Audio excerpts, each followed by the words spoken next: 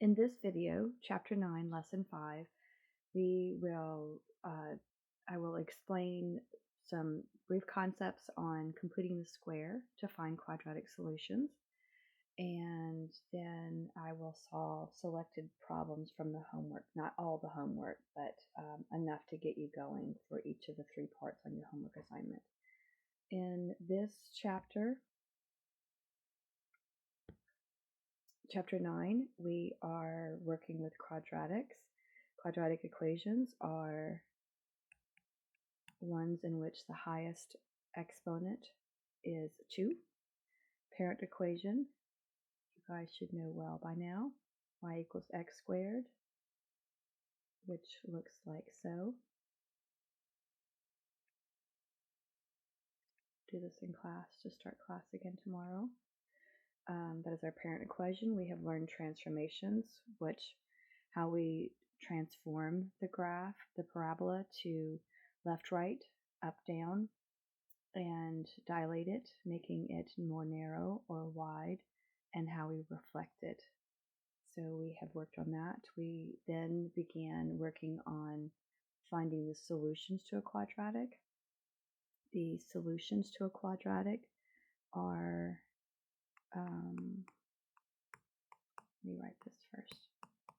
Transformations are found in the full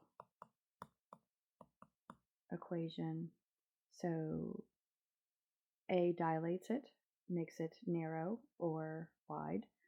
A negative A reflects it, flips it down. The H value translates it right or left. The K value translates the parabola up or down. In finding solutions, these are also called x-intercepts, roots,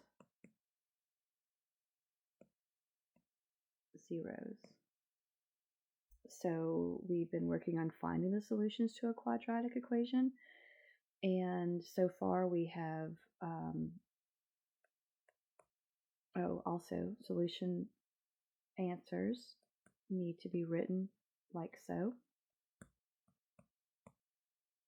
Notice I'm writing 2 x's on purpose. We can have a maximum of 2 solutions, which would be x values, and you can have no solutions, in which case the parabola floats.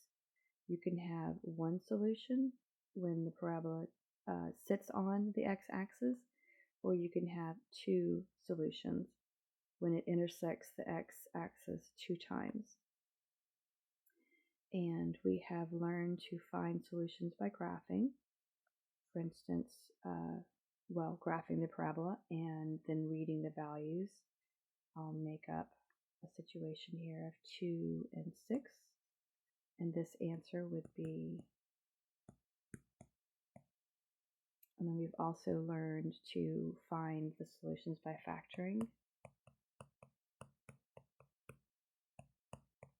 Factor first. Factoring is always the fastest when it's an option. And then you set each equal to 0. Solve for x. Produces this result, this answer. And we learned last week using the square root property. So if you have x squared equals 121, you take the root of both sides, and that cancels the square, and there's 2 possible results. So whenever you take the root, when you cancel this, immediately on the next line you need to write plus minus in front of your root result. And then this answer would be. So we worked with that last week. So today's lesson, 9.5, we're going to learn a skill called completing the square, and we will be using that to find solutions to quadratics.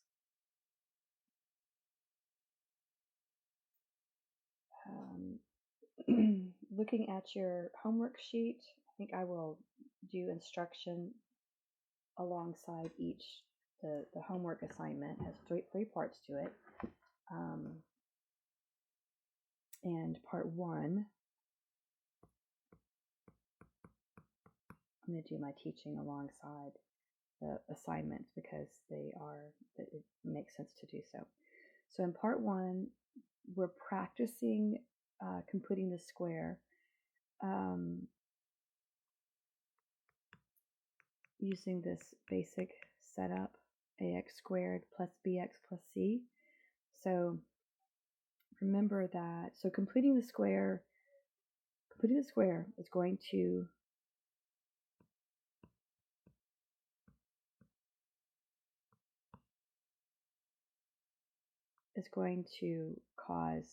create a perfect square trinomial.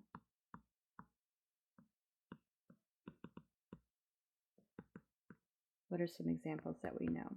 X squared plus 6x plus 9 is a perfect square trinomial. Half of the b value is the root of the c value, and this factors to this. So this is a binomial squared, produces a perfect square trinomial every time. If this was a negative, then it would be x minus 3 squared if we had minus 6.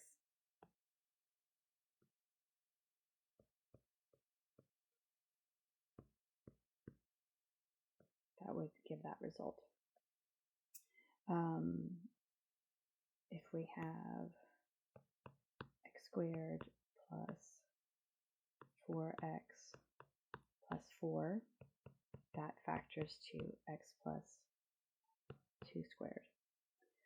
So these are perfect square trinomials. We're going to do a process called completing the square to create a perfect square trinomial, which allows us to then factor and get a binomial squared, which allows us to do the vertex form of a quadratic, which is x is equal to a. So we're using our math tools to create a desired outcome, which we would do all the time in algebra. So that's what's happening here. All right, part one, we have ax squared plus bx plus c, and we're going to practice turning these expressions, which have an a and a b but don't have a c value. You notice it just listed as c, and so that's what we're going to do here. Number one is x squared plus 6x plus c. And we want this to become a perfect square trinomial. We want to complete the square. And here is a handy formula, which almost can, this is the formula. Take the value of b, divide it by 2, and then square it. And that gives you the c value, and that will cause a perfect square trinomial. So what is 6? I mean, let's use 6 and put 6 into this. So we would have c is equal to 6 divided by 2 squared. C is equal to this. So that's 3 squared, which turns into 9. And our answer is this. This is a perfect square trinomial. And if we factored it, which is not part of the assignment, but that would be the result factored. 2. So what value of c causes this? We're going to complete the square, creating a perfect square trinomial. The question is, what value of c turns it into, what do we need the value of c to be to become a perfect square trinomial? So 4 divided by 2 squared equals 4.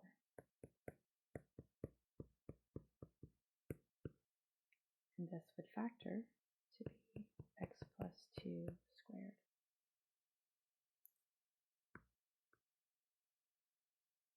I'm going to do a couple more and then switch. X squared minus 14x plus c.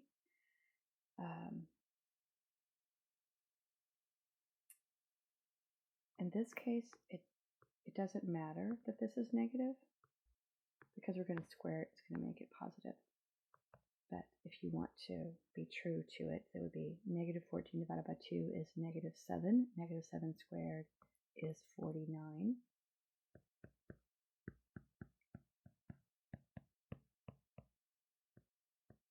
So that's our proper answer on this equation. Okay, let's move on to part 2.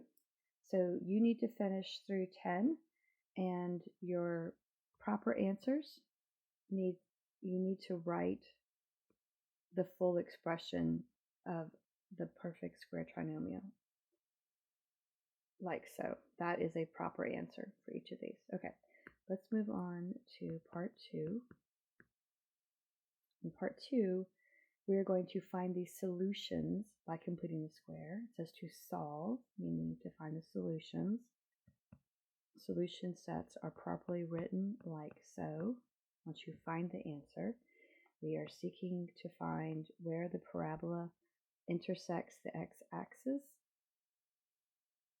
finding the roots, finding the zeros, finding the solutions, x-intercepts, it's all the same. You are tasked with also sketching a mini graph once you find the solutions. All right, number 11 equation is x squared plus 4x minus 12 equals 0. So we want to create a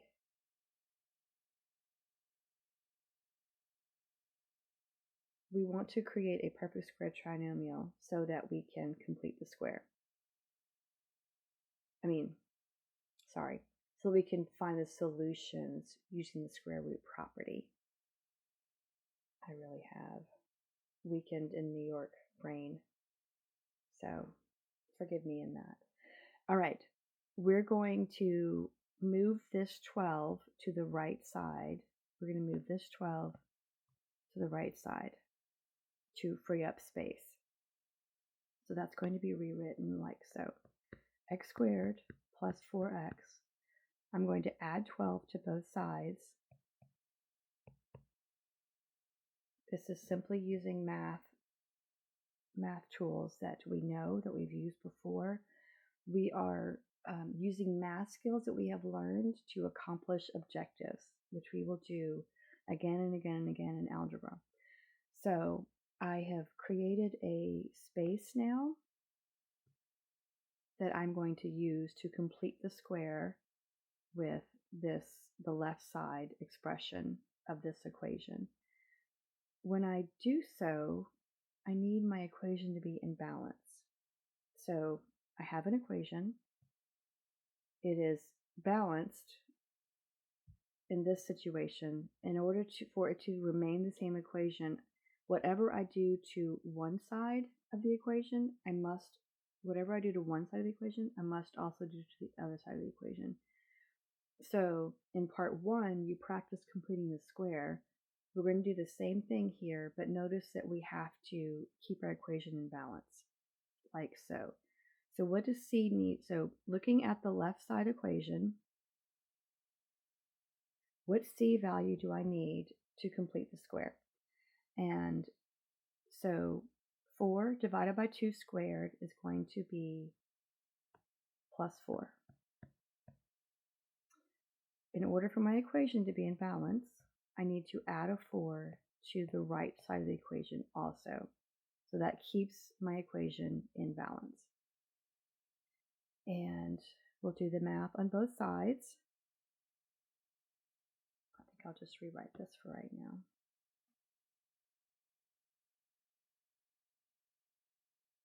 So x squared plus 4x plus 4 equals 12 plus 4 is 16. So my equation is now in balance. I have done an operation on one side that I'd repeated on the other side. And my goal here is to use the square root property to find the solutions. So on the left side, I have a perfect square trinomial. The factor set is x plus 2 squared. And now I can, in order to break this square, I'm going to take the square root, which is the opposite. It's to undo the squaring. I must take a root on both sides to keep my equation in balance.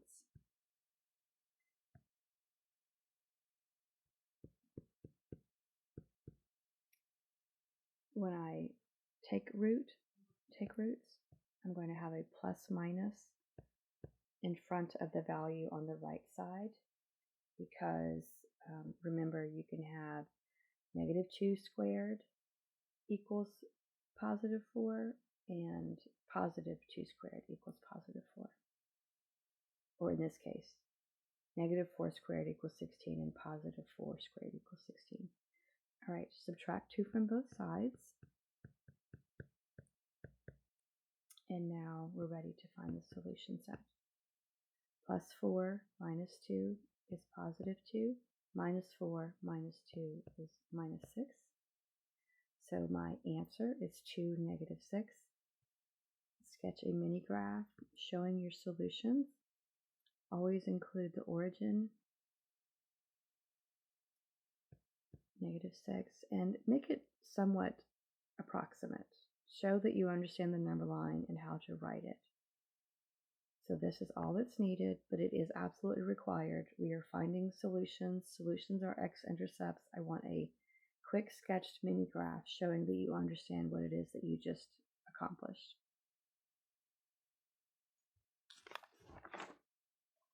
All right. I'll solve one more of these. Let's see, number 12.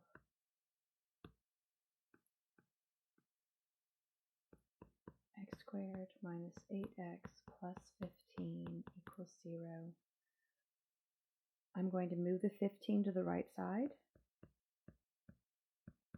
creating an opening by which I will complete the square. In order to do so, I must do the same thing to both sides to keep my equation in balance. All right, half of 8 is 4. 4 squared is 16. I will add 16 to both sides. On the left side, I'm going to go ahead and write this as a factored square of a binomial. And negative 15 plus 16 is positive 1. I'm finding solutions, so I'm going to take roots on both sides to cancel my square.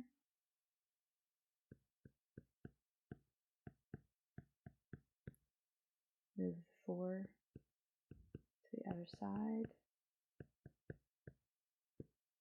My solution is 5 and 3. Quick mini graph showing the origin, 3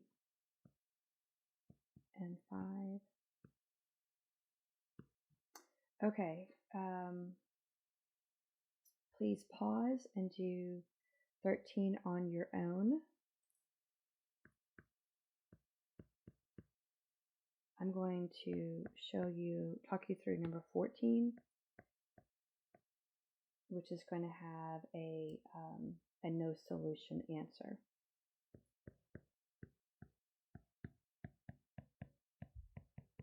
All right, subtracting 15 from both sides.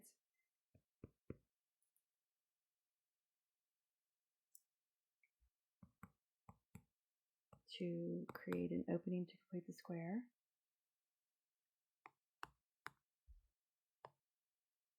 And as I complete the square, half of 2 is 1, and 1 squared is 1.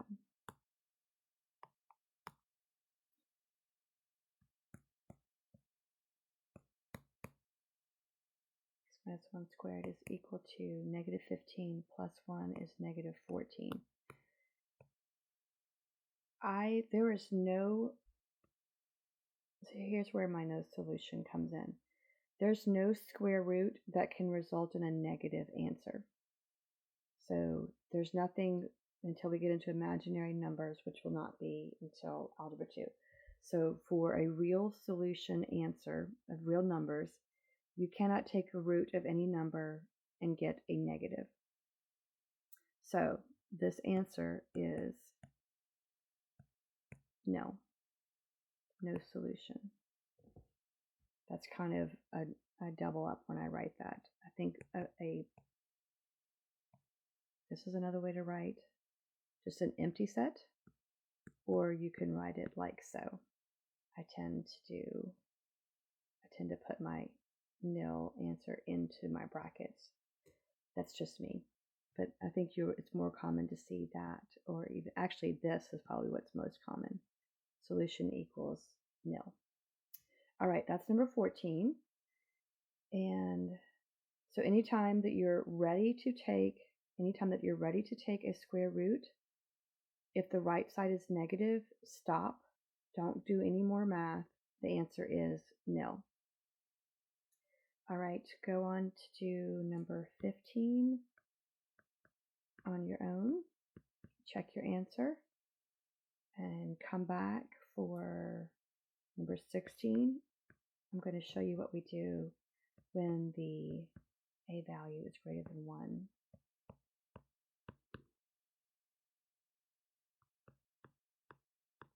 So in this case, all of our prior problems, we had a 1x squared, and we went straight into completing the square accordingly. When a is greater than 1, we need to divide every term by this coefficient and cause the x squared to be 1x squared. So I'm going to divide each term by 5.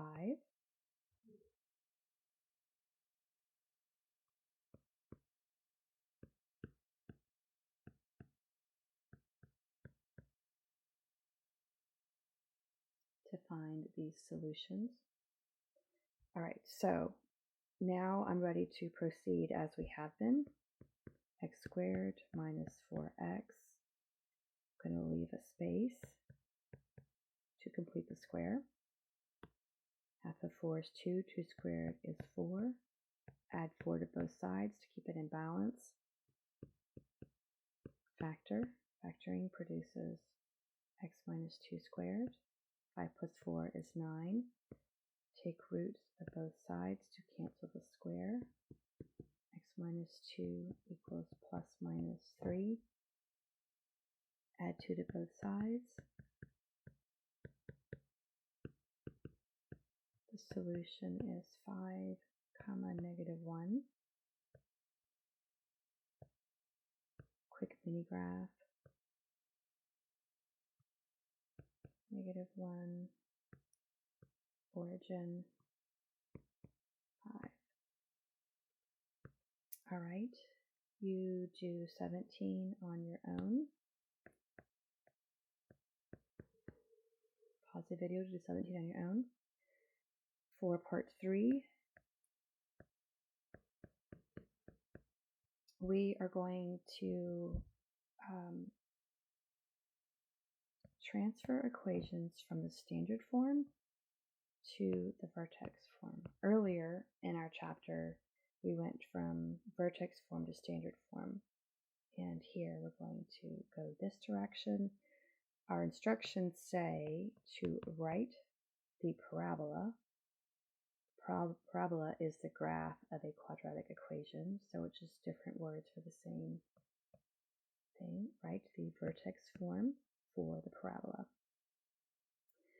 So very similar process, small change here.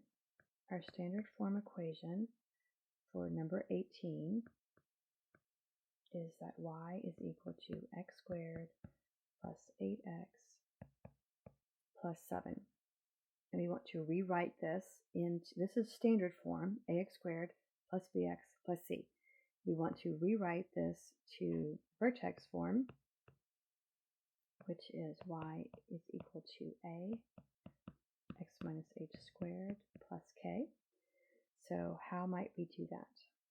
We're going to complete the square. We're going to complete the square so that we can insert that into our equation so that we can create a square of a binomial to end up with this form. So it's a slightly different balancing act. We're going to complete the square here. This right here is going to turn into our binomial squared. But notice we have this plus 7. What's going to happen with this guy? He's going to sit on the outside of our equation. In this case, we're not using the square root property, and my y equals, I have my equal sign over here. So we're going to balance our equation on the same side of the equal sign. And if I add over here, then I need to subtract on this side to keep it balanced. So it's very similar. Don't freak out. It's not that big a deal. We're just balancing. We're keeping our equation in balance on the same side of the equal sign.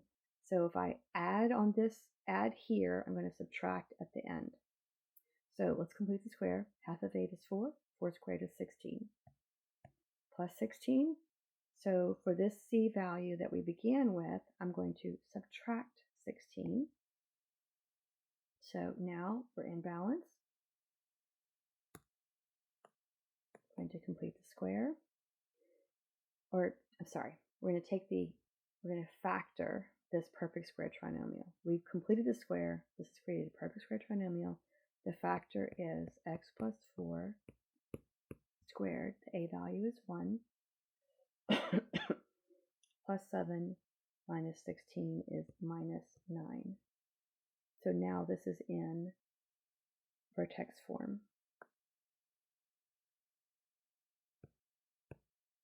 I'm going to go ahead and do the final problem with you. So number 19, y is equal to x squared minus 12x plus 16. So I'm going to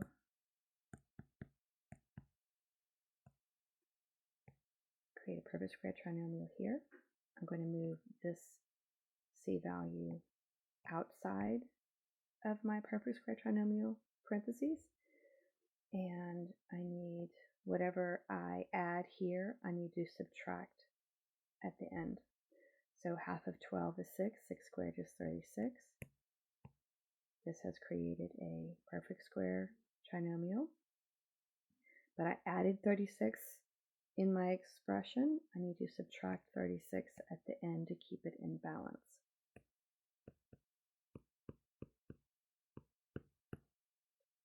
Doing the math on the outside is minus 20.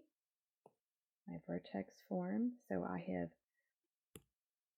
started with standard form and I have rewritten to vertex form. Not too bad, right?